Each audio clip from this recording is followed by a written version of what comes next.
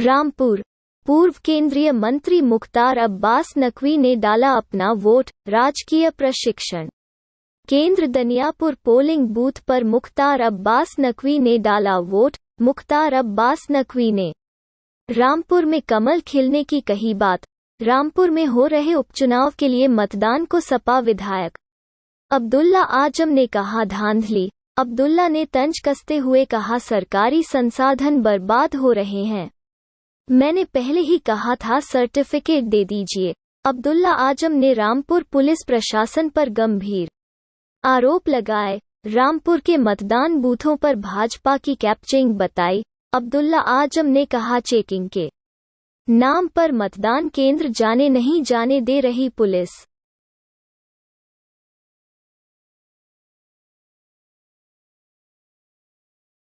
आज रामपुर में मतदान चल रहा है, कैसा देख रहे हैं? धांधली चल रही है, मतदान नहीं चल रहा है। आप अपना थोड़ा मैं ये कहूँगा कि अपनी इन्फॉर्मेशन को थोड़ा करेक्ट करें। रामपुर में चुनाव नहीं हो रहा, धांधली हो रही है। हाँ। क्या सूचना आ रही है? सूचना ये है, लोगों को वोट डालने नहीं दिया जा रहा। मतदान केंद्र से पहले पुलिस ने बैरिकेडिंग कर दी है। मोहल्लों में गलियों में लाठीचार्ज हो रहा है, पर्चियां फाड़ी जा रही हैं। चुनाव कहाँ है? चुनाव नहीं। मैंने तो बहुत पहले से कह रहा है कि सर्टिफिकेट दे दीजिए बिला वजह। सरकारी इतने संसाधन बर्बाद हो रहा है, इतने पुलिस के जवानों की ड्यूटी बर्बाद हो रही है, सरकारी पैसा खराब हो रहा है। बीएसएफ के जवान हमारे बहुत दूर दूर से आए हैं, वो बेचारे बूथों के अंदर लगे हुए हैं। वो वोट तब पड़वाएं जब मतदाता बूथ के अंदर दाखिल हो सके, लेकिन उन तक पहुंचने ही नहीं दिया जा रहा क्योंकि पुलिस पहले ही रोके ले रही है। सेफ्टी के लिए पुलिस है, सुरक्षा के लिए। किसकी? जो ये पुलिस लगी हुई है। किसकी सुरक्षा? बाहर बैठा जनता की सुरक्षा। कौन से रामपुर में आज तक इससे पहले कोई हरकत हुई है? किसकी सुरक्षा जनता से? जितनी अनसेफ रामपुर के लोग रामपुर की पुलिस से हैं, उससे बड़ा खतरा तो कोई हो ही नहीं सकता।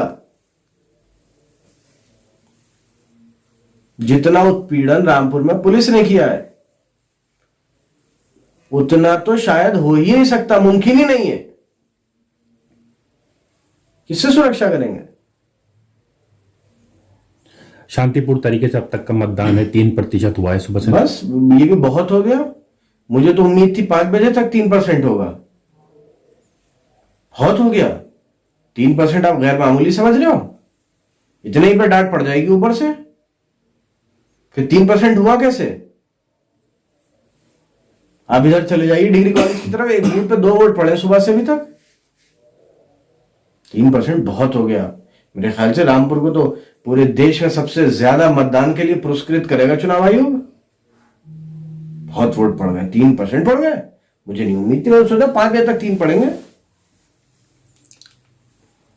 बूथ पे भी सब शांति व्यवस्था बरकरार है। बूथ पे शांति, देश पूरे शहर में शांति है। ऐसी शांति है कि परिंदा पर नहीं मार सकता।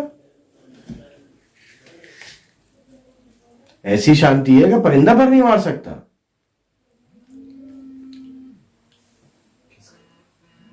वो तमाम वो दुकानें जो दुकानें की जाति के नाम पे, धर्म के नाम पे ठेकेदारी करती थी, वो आज जो है वो वहाँ तंगी और मंदी और तालाबंदी की हालत खड़ी हुई है। 2 दिन में 2 मुकदमे हुए आजम खां पर चुनावी प्रचार में। देखिए, यहाँ मैं किसी व्यक्ति पे कुछ नहीं कहता।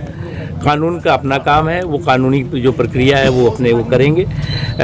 कोई लड़ाई, कोई भी चुनाव होता है वो व्यक्ति के नहीं होती बल्कि विचारधारा की होती है। सर, रामपुर, मैनपुरी, खतौली तीनों सीटों पर कमल खिल रहा है। भारतीय जनता पार्टी तीनों जगहों पे प्रचंड बहुमत के साथ जीतेगी, और न केवल ये उपचुनाव में बल्कि गुजरात के चुनाव में, हिमाचल के चुनाव में, दिल्ली में जो एमसीडी के चुनाव हो रहे हैं।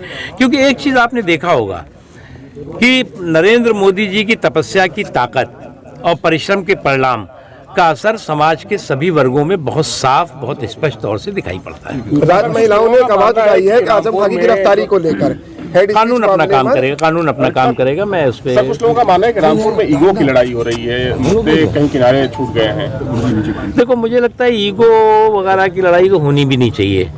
और एक चीज़ सबको समझना चाहिए कि कोई चुनाव आखिरी चुनाव नहीं होता, कोई जीत आखिरी जीत नहीं होती, कोई हार आखिरी हार नहीं होती। इसलिए हम भारतीय जनता पार्टी जब चुनाव जीतती है तो उसके बाद आज ही आप देखिए चुनाव हमारा हो रहा है, लेकिन हमारी पार्टी की लीडरशिप जो है वो अगले चुनाव की तैयारी कर रही है। लोगों के बीच में किन मुद्दों को लेकर जाना है, किस लेखे जोखे को लेके जाना है, कर रहे हैं। इसलिए ये नहीं होता कि एक चुनाव हो गया और कंबल ओढ़ के आप सो गए बैठ गए। और कुछ लोग तो पॉलिटिकल पर्यटन के बहुत प्राणी हो गए हैं। अब पॉलिटिकल पर्यटन की परेड करके जो है वो कोई परिणाम नहीं ला सकता। शुक्रिया, थैंक यू सर। लोकतंत्र का पर्व है और लोकतंत्र के पर्व में हाथ तो मत डालिए। सभी को हिस्सेदारी भागीदारी करनी चाहिए। और हम लोग तो सौभाग्यशाली हैं कि ये पर्व हर 2 महीने में 3 महीने में दिखाई पड़ रहा है। लेकिन एक बात साफ है कि इस देश के जनतंत्र और इस जनतंत्र की ताकत जो है वो दुनिया के किसी भी हिस्से से मजबूत है, शक्तिशाली है। और इसी जनतंत्र की ताकत ने इस देश को शक्तिशाली बनाया है, मजबूत बनाया है और दुनिया का सबसे बड़ा लोकतंत्र बनाया है। सर, आजम खां के आंसू क्या कोई आज इनकलाब ला पाएंगे? देखो, मुझे लगता है कि इस तरह के इमोशनल अत्याचार के जरिए कोई इनकलाब नहीं आता। और इसलिए मैं कभी कभी कहता हूँ ना कि शेर के फोटो पे तीर मारकर कोई तीर मारखा नहीं बन सकता, न 30 मारखा बन सकता है। इसलिए जनता जो है वो सबसे बड़ी जनतंत्र की जागीरदार है, ठेकेदार है। आजम खान और जनता ही तय करती है कि जनतंत्र पे किसको नवाजेगी और किसको जो है वो बाहर का रास्ता दिखाएगी। सपा के लोगों पर लाठीचार्ज करने का आरोप लगाया है, रात लाठीचार्ज करा है। देखो, मुझे लगता है ये कानून व्यवस्था का इशू है। सभी लोगों को स्वतंत्र और निष्पक्ष ढंग से अपने मताधिकार का इस्तेमाल करने देना चाहिए, करना चाहिए। बिना भय के, बिना भ्रम के लोग अपने स्वतंत्र ढंग से, निष्पक्ष ढंग से अपने मताधिकार का इस्तेमाल करें, ये सुनिश्चित हम सबको करना चाहिए। और मुझे लगता है कि चाहे रामपुर हो या अन्य जगह हो, लोग स्वतंत्र ढंग से और निष्पक्ष ढंग से अपने मताधिकार का इस्तेमाल कर रहे हैं। निष्पक्षता पर भी समाजवादी ने सवाल खड़ा किया है। देखो, ये तो कभी कभी क्या होता है, चुनाव से रिजल्ट का एहसास होने के बाद लोग पेशीन गोई और भूमिका बनाते हैं। तो ये पेशीन गोई और भूमिका है। कभी लोग ईवीएम पे ठीकरा फोड़ेंगे तो कभी कुछ और किसी पे फोड़ेंगे।